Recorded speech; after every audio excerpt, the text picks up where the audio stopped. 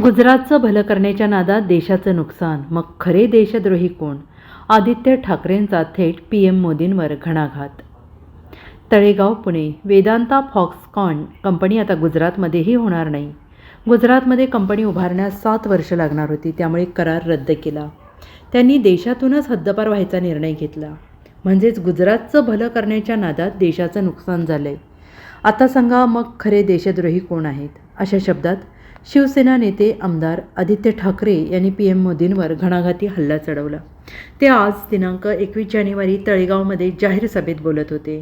या सभेतून आदित्य यांनी भाजपा आणि शिंदे फडणवीस सरकारवर सुद्धा सडकून टीका केली. 22 जानेवारीला मोठा दिवस आहे. अयोध्येत श्रीरामांची प्राणप्रतिष्ठा होणार आहे. पण आपलं हिंदुत्व स्पष्ट आहे. हृदयात राम आणि हाताला काम हे आपलं हिंदुत्व असल्याचं ते म्हणाले. औरंगाबादचं संभाजीनगर केलं, उस्मानाबादचं धाराशिव केलं, पण आम्ही कुठंही दंगली घडू दिल्या नाहीत, असं त्यावेळेस त्यांनी सांगितलं. आदित्य ठाकरे म्हणाले की संपूर्ण महाराष्ट्रात स्वागताचे स्वरूप सभेत होत आहे. आता पुढची सभा विजयाची होईल. वेदांता फॉक्सकॉनसह 160 कंपन्या राज्यात येणार होत्या, मात्र त्या राज्याबाहेर पळवण्यात आल्या. यामुळे लाखो तरुण बेरोजगार झाले.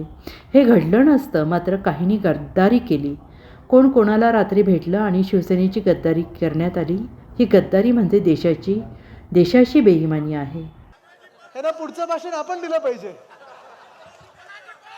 कपडे काय बदलायचे, हुडी काय घालायचे, तुम्हाला माहिती आहे सगळा काळ कसा होता तो. पण तुम्ही मला सांगा, जे भाजप प्रणित खोके सरकार बसलेलं आहे मिंदेंचं, 2 पक्ष फोडले, एक परिवार फोडला, खोके सरकार डोक्यावर बसवलं. एवढं सगळं केल्यानंतर खुर्च्या त्यांना मिळालेल्या आहेत, पण महाराष्ट्राला काही मिळालंय का? 2 वर्षामध्ये एक नवा उद्योग आपल्या राज्यात आलाय का? नाही आलाय.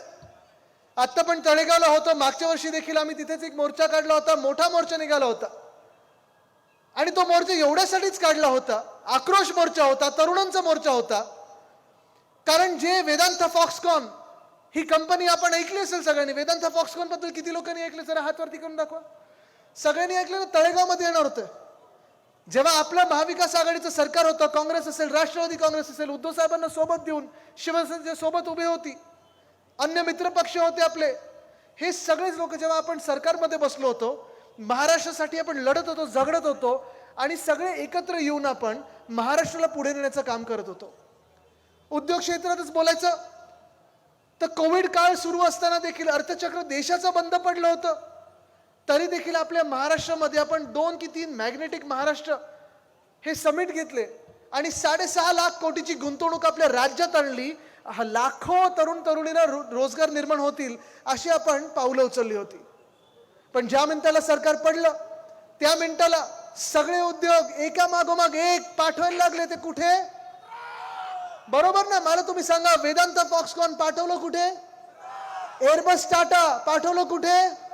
मेडिकल डिव्हाइस पार्क पाठवला कुठे? बल्क ड्रग पार्क पाठवला कुठे? फिल्मफेअर अवॉर्ड पाठवलं कुठे? मग आता वर्ल्ड कपची फायनल पाठवली कुठे? 40 गद्दार पळवले कुठे? कळलं तर सगळं का होतं हे? ह्या चोरांना, अलिबाबा आणि 40 चोरांना जे पळायचं होतं त्यांनी सुरत निवडलं, सुरतेमध्ये जाऊन लपले आणि आता थँक्यू बोलायला, त्यांना त्यांचे आभार मानायला प्रत्येक उद्योग जो आपल्या राज्यात येतोय तो गुजरातला पाठवला जातोय. हे दुर्दैव आहे आपल्या राज्याचं. मला वाटलं होतं की तुम्ही 2 पक्ष फोडले, एवढे हजारो कोटी वापरून ह्या चोरांना विकत घेतला, 40 चोरांना. त्याच्यातले खासदार काही इकडचे एक आहेत, लपत छपत कसे गेले तुम्हाला माहिती आहे सगळे. हे सगळे सुरतेला पळाले, गुवाहाटीला पळाले, गोव्याला पळाले, टेबलावर चढून नाचले देखील, पण त्यांची सुरत आता दाखवण्यासारखी राहिली नाहीये. इथे माथेवर त्यांच्या गद्दारीचा जो शिक्का बसलाय ना, तो जीवनभर त्यांचा शिक्का बसणार आहे. Bureau report, SBN Marathi, Mumbai.